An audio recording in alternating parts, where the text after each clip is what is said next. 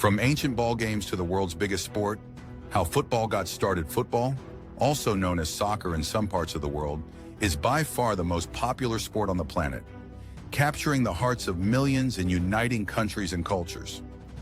Every 4 years, billions of people tune in to watch the FIFA World Cup, the largest single sporting event in the world. From the grand stadiums of Europe and South America to the dusty pitches of Africa and Asia, football is a global phenomenon. But how did this sport, with such simple rules and such massive appeal, evolve into the game we know today? To fully appreciate the journey of football, it is important to understand its origins. Football's development is a story that stretches back thousands of years, and its roots can be traced through various ancient civilizations that played similar games involving kicking or carrying a ball. These early forms of football were often part of religious or ceremonial practices, recreational activities, or military training. Over time, these games evolved, merging with cultural, social, and political shifts, eventually shaping the modern game we now know and love. Early ball games tracing the ancient roots. One, Cuju in ancient China. One of the earliest known ball games that resemble modern football is Cuju, a game played in ancient China as early as the 3rd century BCE. Cuju, which translates to kick the ball, was a form of exercise played primarily by soldiers as part of military training during the Han Dynasty. The game involved kicking a leather ball, filled with feathers or fur, into a net made of cloth without using hands, much like the basic premise of football today. As time passed, Cuju became more than just military training. It turned into a popular recreational activity enjoyed by civilians and members of the imperial court. The game was standardized during the Tang Dynasty with specific rules, and it continued to evolve throughout Chinese history. Cuju tournaments were often organized in the imperial court, and professional teams were formed, much like modern football clubs. However, despite its popularity in ancient China, Cuju eventually declined, but it left a lasting mark on the early history of ball games.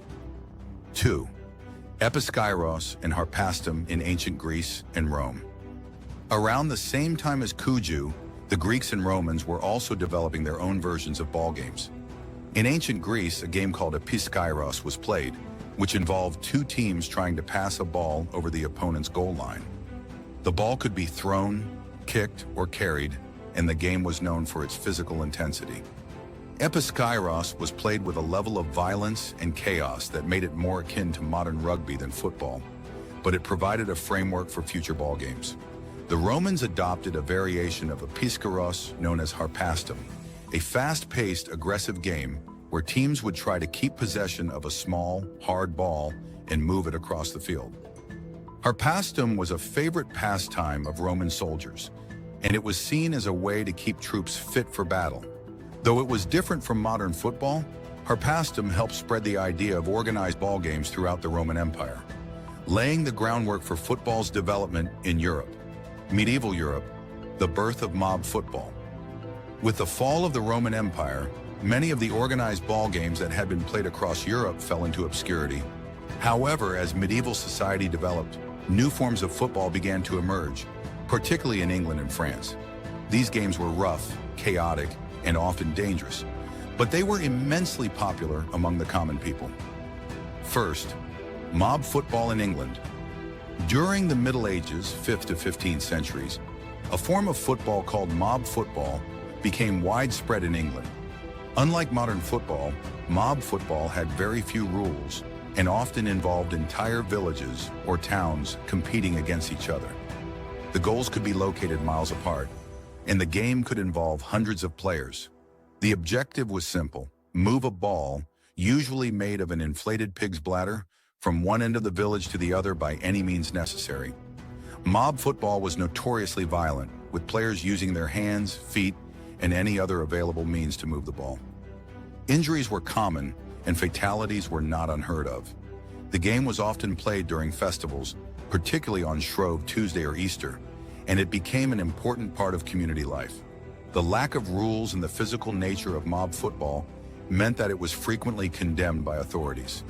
In fact, during the 14th and 15th centuries, several English monarchs, including King Edward II and King Edward IV, attempted to ban the game, fearing it was too disruptive to public order and diverted men's attention from practicing archery, which was considered a vital skill for warfare.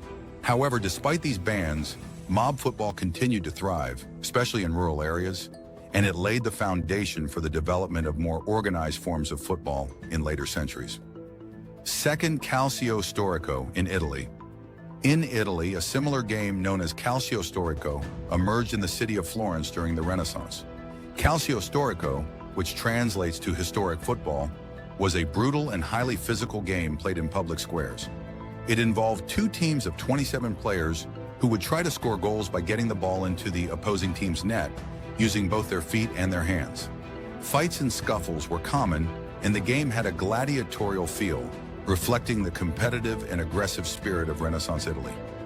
Calcio storico was played by nobles and even featured the participation of the ruling Medici family, adding a level of prestige to the sport. Though it was different from modern football, calcio storico was an important cultural event in Florence, and its legacy still lives on today, with annual matches played to honor the tradition.